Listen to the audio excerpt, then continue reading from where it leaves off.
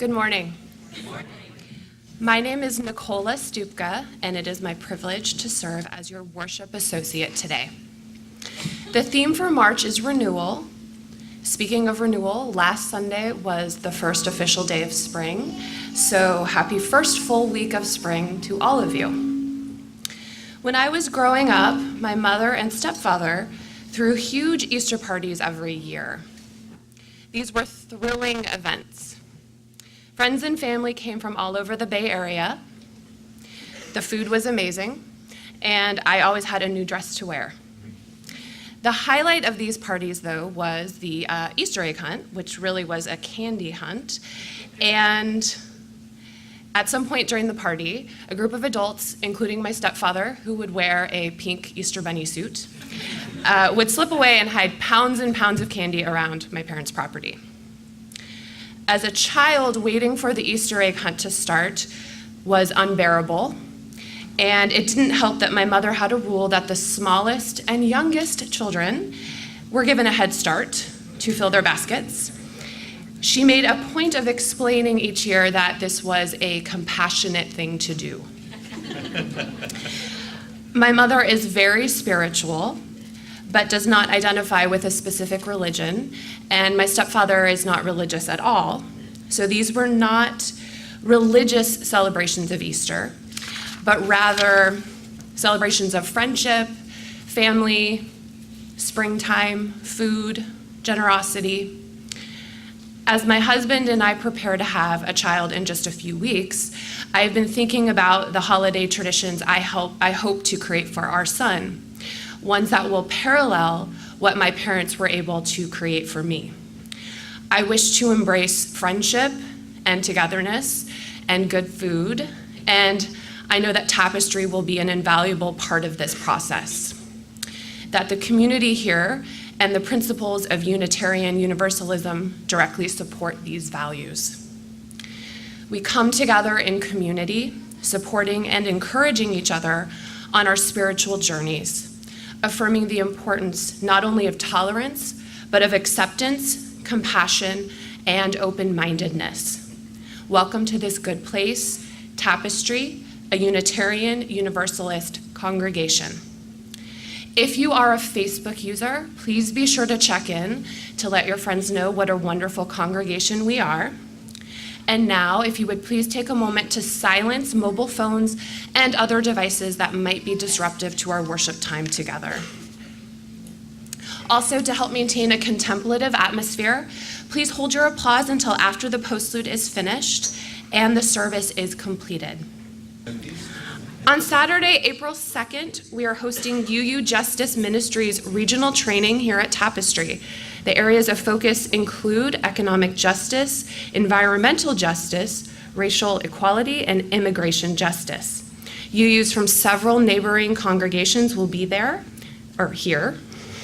Please contact Jan Meslin for more information or to RSVP.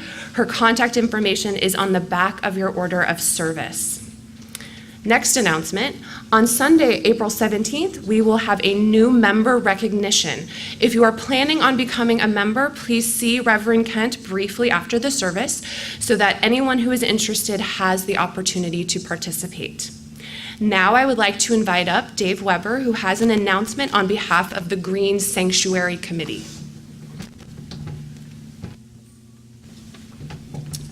Good morning. Our theme for April will be climate justice, and the Green Sanctuary Committee would like to let you know all the great things we have planned. One of them, first of all, next Sunday, April 3rd, we have a hazardous waste collection, which will take place in the back parking lot from 9:30 to 11:30, and there's a flyer available at the social action table to let you know what kinds of things you can bring. We also have a magazine exchange, so you can bring your old used magazines and pick up some others and maybe save a little paper. On the 10th, the following week, we have a great service by Mike Levin, a guest speaker on global climate change and what we can do about it. And that'll be followed by a program at 11:30 on energy efficiency given by the Center for Sustainable Energy located in San Diego. It will include some simple steps you can take to reduce your energy usage. The following week, on April 17th, we'll be selling blue buckets that will be works of art decorated by our own Tapestry kids, no doubt museum quality. You can use them to collect water for warming up the shower or sink or rinsing off fruits and vegetables, and then use that to water your houseplants or your garden or flush toilets. So that we'll save a little bit of water with that. And the profits from the sale will go to a charity that provides clean and safe drinking water in developing nations. And then on the last Sunday in April, April 24th, we'll have an Earth Day fair. You can celebrate with games, gather information, and learn things you can do to help slow down global warming. So come, participate, have fun, and enjoy. And now I'd like to invite up Lynn Cohen, who also has an announcement.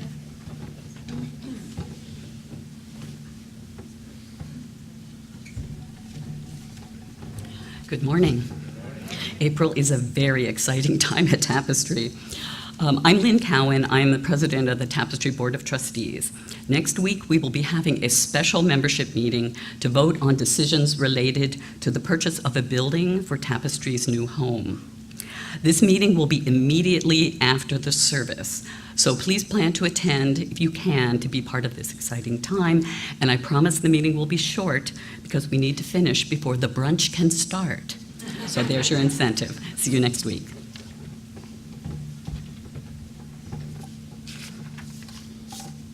As you can see, we are a busy congregation with lots of activities. You can find information about upcoming events in your order of service or on the website. You can also download the new Tapestry app for your smartphone or tablet. If you need assistance downloading the app, please see Teresa, our office administrator, for assistance. Our various groups and events reflect our vision of being a transformational home for liberal spirituality and a dynamic community leader in Orange County and beyond. And now, Jan Meslin will light our flaming chalice, the central symbol of our Unitarian Universalist heritage. At times, our own light goes out and is rekindled by a spark from another person. Each of us has cause to think with deep gratitude of those who have lit the flame within us. As the first hint of green begins to peek through the earth, as the little sprig grows into a healthy stem, and that stem grows into a stalk and forms a bud, as that bud slowly opens, let us be like that first hint of green, renewed by the warmth of the sun's rays, and ready to emerge with new energy, ready to face the day. May you find renewal here in this community of seekers. May you find encouragement and peace. Welcome to Tapestry. Welcome to our time to be together in worship.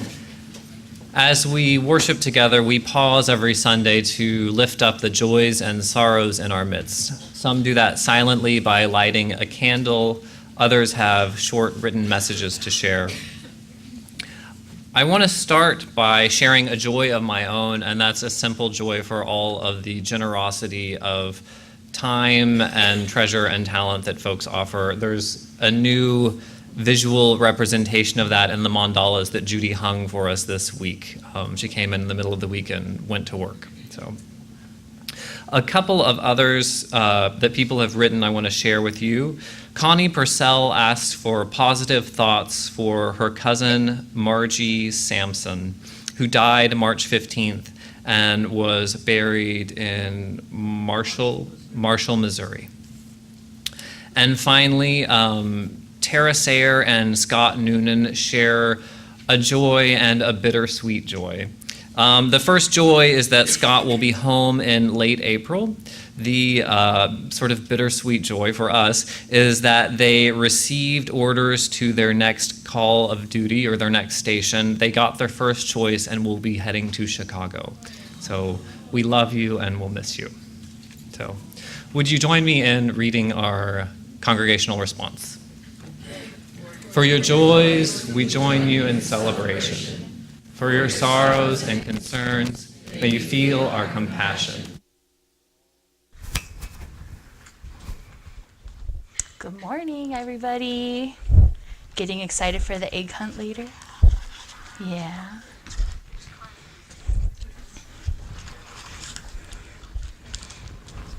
All right, so our book today is called Zinnia's Flower Garden. Since today we're having the flower communion, and all of you guys are going to be able to participate too after class. Spring had arrived. Zinnia is getting her garden ready for planting. She digs up the soil and turns it over with her shovel. She takes out stones and rakes the dirt smooth. The warm sun feels good as she works. Zinnia carefully plants many kinds of flower seeds in rows. She covers the seeds with dirt and pats it all down very gently. She sprinkles the ground with water. Zinnia waits for the seeds to sprout. The seeds need the sun to shine, the rain to fall, and many days to pass. It's hard to wait so long for her seeds to grow. Every day, Zinnia checks her garden to see if anything has happened. Look, the first seedling is poking its way up through the dirt. Now Zinnia's garden is full of green sprouts growing toward the sun. Little stems grow taller, little leaves get bigger, little roots burrow deeper into the earth.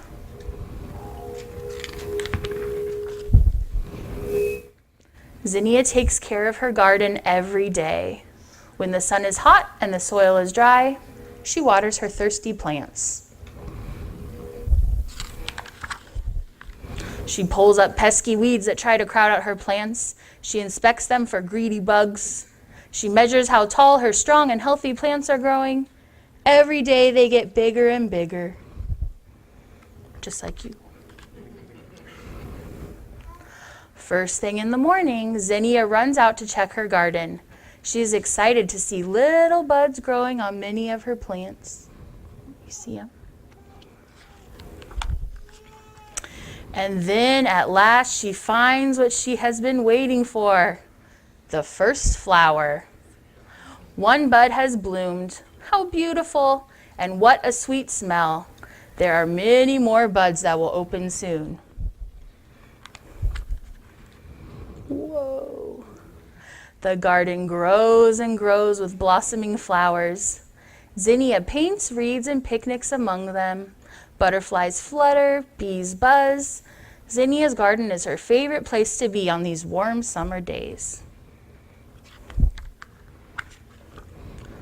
Her flowers are abundant, and Zinnia cuts some to arrange into bouquets. The fragrant scents of the flowers swirl around her in the warm breeze.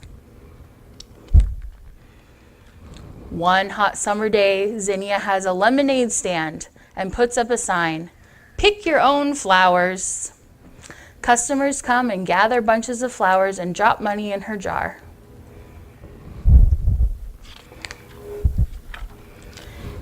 In the autumn, as it gets colder, Zinnia picks the last flowers from her garden. She finds ripe seeds that have formed. They are ready to be collected. She will save them to plant next year. The winter days are short. The sun is dim and the ground is covered with snow. But Zinnia is already planning next year's garden. When spring comes, she will be ready to grow her very own flowers again. The end. All right, we're all going to head to our classrooms, and we'll see you back in a little bit. Would you turn in your hymnals with me for our reading this morning? It's a responsive reading, number 555 in your grade.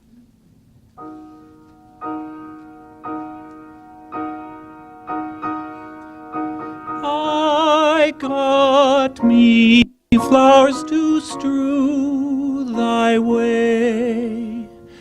I got me boughs of many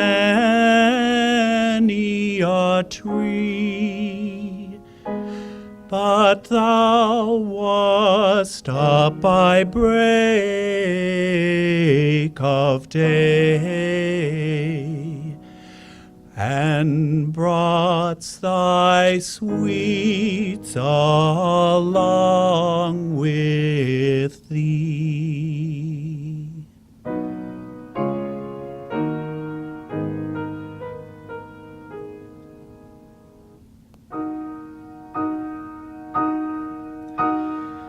The sun arising in the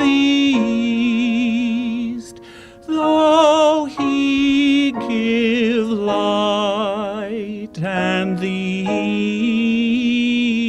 east perfume, if they should offer to contest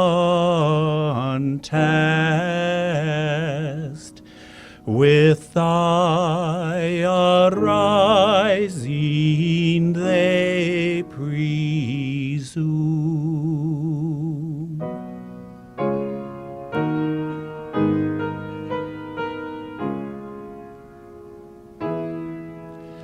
Can there be any day but this, though many suns to shine endeavor?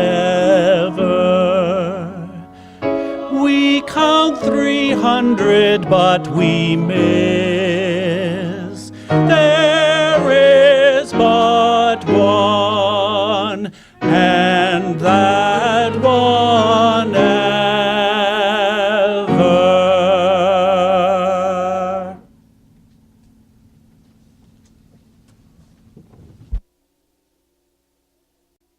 Let's join in a short time of silent meditation.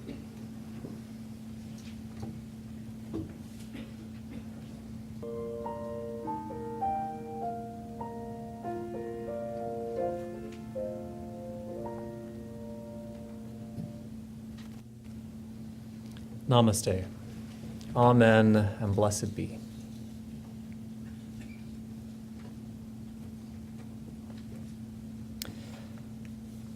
This flower communion is one of the few rituals that nearly all Unitarian Universalist congregations celebrate. Across the country in our congregations, we use this beautiful symbol of hope and renewal as an anchor point for our springtime. Now, I have only a few random memories of church as a small child. One of the things that I do remember, though, was Flower Communion Day.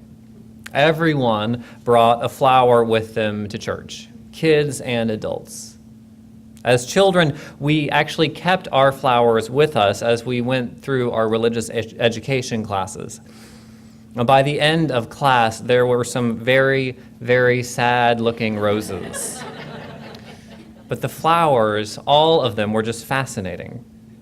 Even as adults, we get so wrapped up in the beauty of these flowers and the logistics of making sure the ritual works out, we forget the history of flower communion.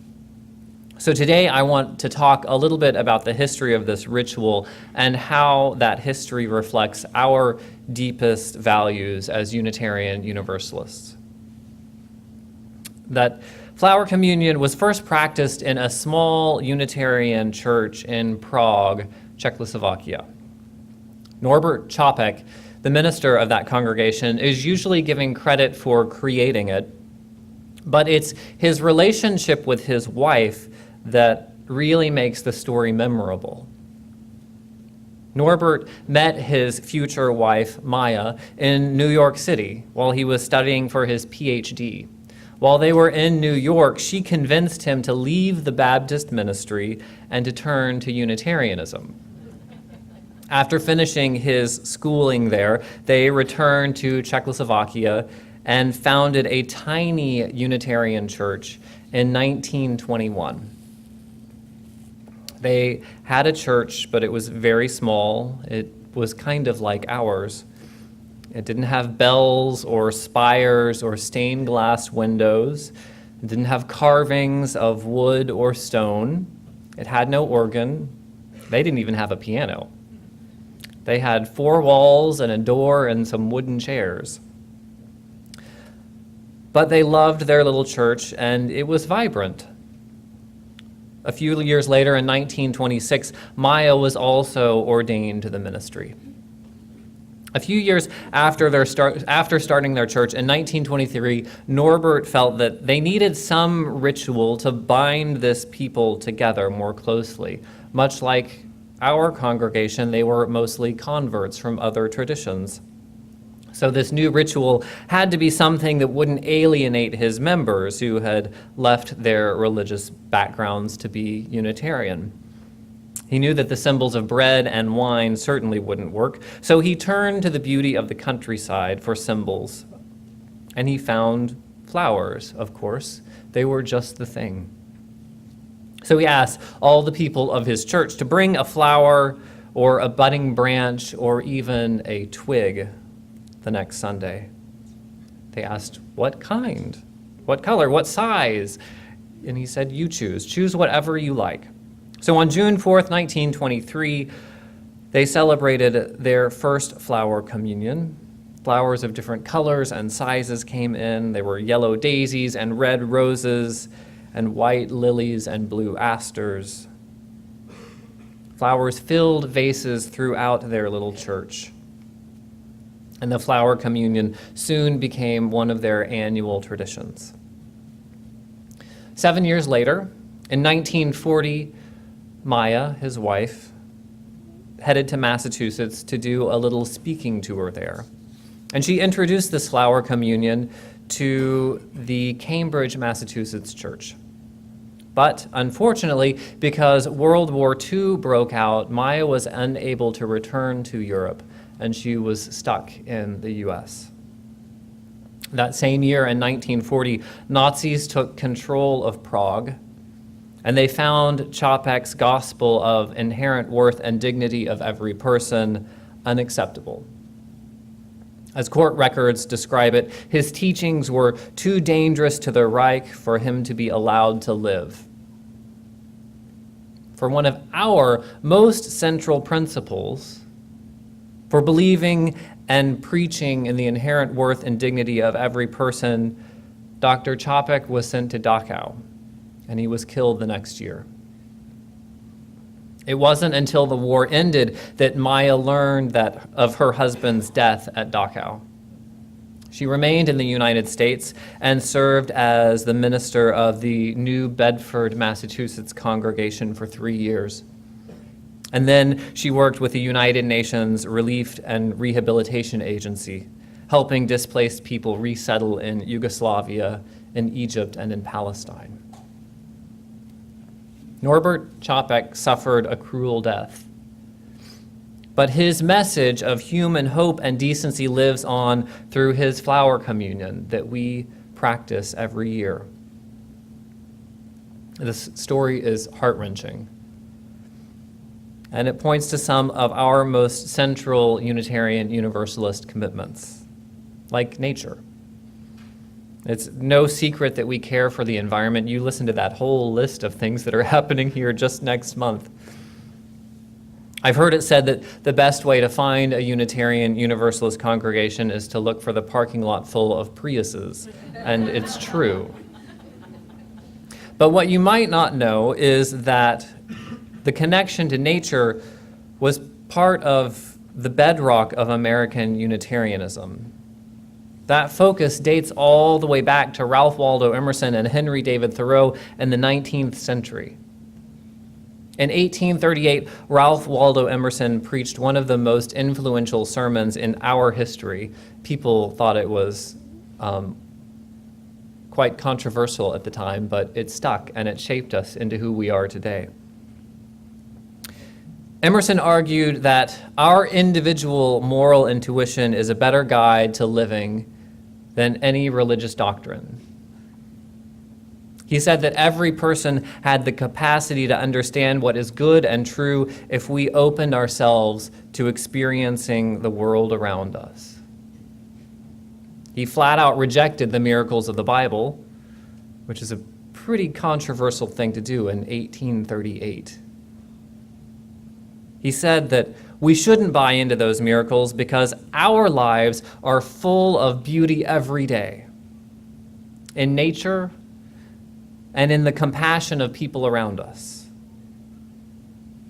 He said, why shouldn't we also enjoy an original relation to the universe?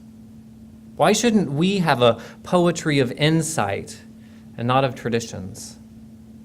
And a religion by revelation to us, not a history of theirs. Simply put, the beauty of a single flower is a gateway to the deepest truths of our being. And so, like Emerson and like Norbert Čapek's Unitarian congregation in Prague, this Sunday we turn to the simple, undeniable beauty of a flower as a reminder of the sacred and the renewal of life. In the midst of all our diversity, even our Buddhist, atheist, humanist, Christian, Jewish backgrounds, each and every one sees the promise of renewal in the simple flower. It's worth pointing out that flowers really are a whole lot more than pretty. We don't think of this very often. We humans cut them and put them in vases because we think they're pretty. They adorn our homes and our gardens, and sometimes we give them as a gift. But this most beautiful manifestation of nature is also one of the most essential. Flowers are a plant's reproductive system. Not all plants, but a lot of them use flowers for their existence. They're essential, quite literally, for the renewal of life and most of the food that we eat. The beauty of nature isn't just nice. It makes life possible. It should capture our attention. It should make us gasp. The beauty of nature makes life possible. For a very long time, Unitarian Universalists have turned to nature as a source of wisdom and inspiration that transcends our differences of belief. The beauty of nature, the beauty of flowers, opens our hearts to love beyond belief. And people find a lot of different interpretations for flower communion. One of the most popular is the idea of the diversity of those flowers in a vase represents the diversity of people in our Unitarian Universalist communities. No two flowers are alike, and no two people are alike. Each has a contribution to make. Together, the different flowers form a beautiful bouquet, and our common bouquet wouldn't be the same without each unique contribution. So whether it's a rose or a wildflower, whether it's thorny or smooth, there's room for each person here. Your brilliant colors, no doubt, contrast with your neighbors, but there's room for everyone. Sometimes it's easier to notice the beauty of another flower and to forget about our own unique gift. I just read a really great description of the struggle of honoring our own unique gift from Brené Brown. I've been quoting her a lot lately. She writes, "It's about cultivating courage, compassion, and connection to wake up in the morning and think, no matter what gets done and how much is left undone, I am enough. It's going to bed at night thinking, yes, I am imperfect and vulnerable and sometimes afraid, but that doesn't change the truth that I am brave and worthy of love and belonging." Appreciating diversity requires us to also appreciate what we bring to the community, any community. It asks us to remember when we wake up in the morning and when we go to bed at night that we too are sacred and worthy. This beautiful vase of flowers sounds poetic and sweet. In reality, though, it's a pretty revolutionary idea. It's a dangerous idea. Remember, this most Unitarian of ideas is what the Nazis sentenced Norbert Čapek to death for. Some might say it's also a debate that's raging over refugees in the European Union right now.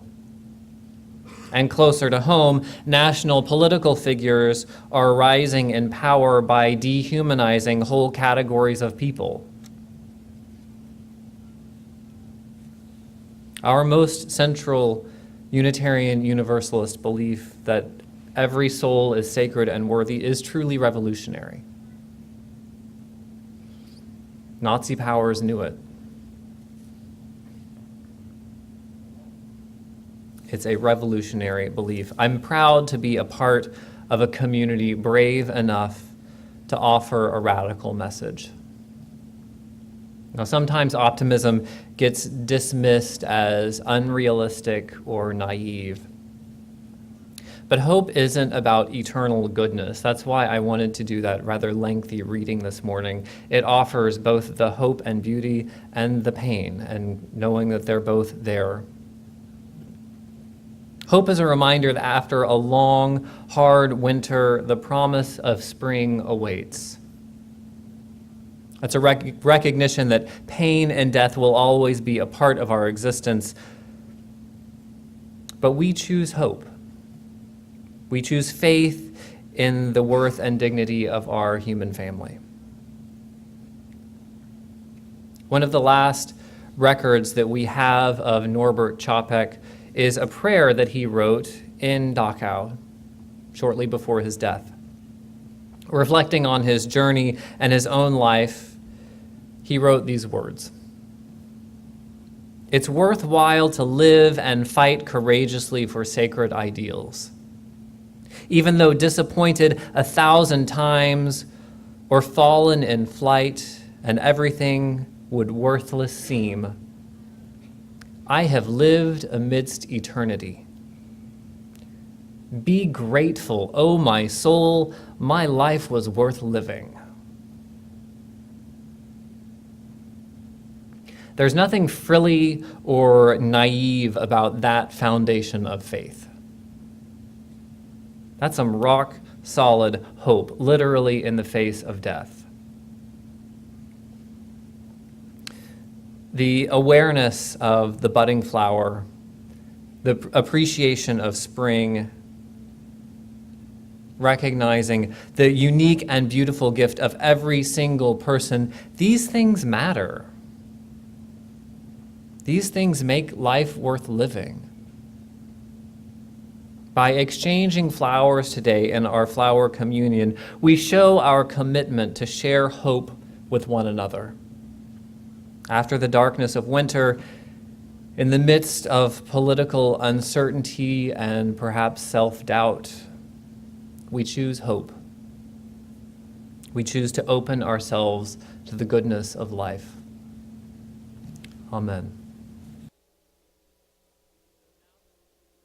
Now that we've passed out our flowers, I'm going to invite everyone to go find a seat with your parents.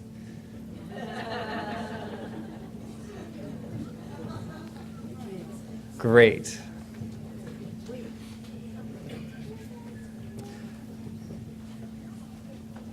I want to leave you this morning with a blessing that Norbert Čapek wrote for his flower communion. He wrote these words: "In the name of providence, which implants in seeds the future of the tree, and in our hearts the longing to love. In the name of sages and great religious leaders who sacrificed their lives to hasten the coming of peace and justice, let us renew our resolution, sincerely, to be siblings, regardless of any kind of bar which estranges one from another.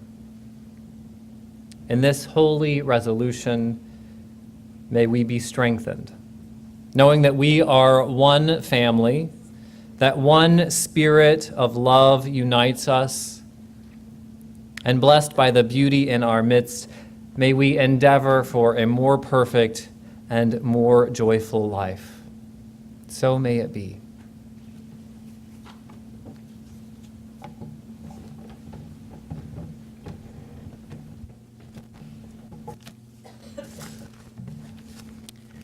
We extinguish this flame, knowing the light remains in the warmth and compassion of our hearts until we are together again.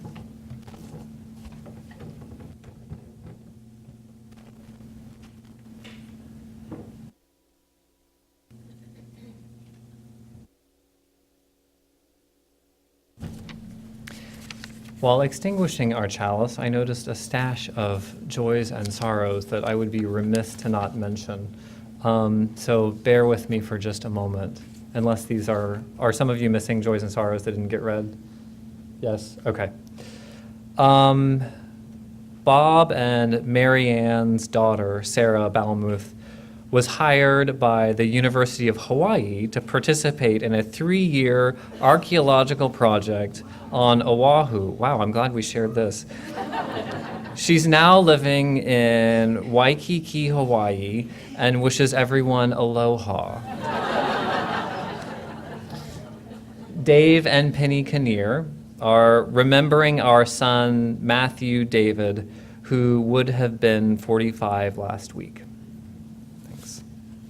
And Betsy Franklin, that Amber is home from the hospital and doing great. Great. And she's here. Yes. Hey.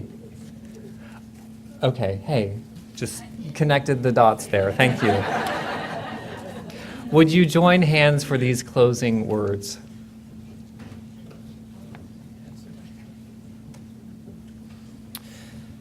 The awareness of the budding flower, the appreciation of spring, recognizing the unique and beautiful gift of every single person, these things matter. These things make life worth living. So let us open our hearts and minds to the beauty in our midst every day. Now go in peace and let the light within you be a blessing to our world.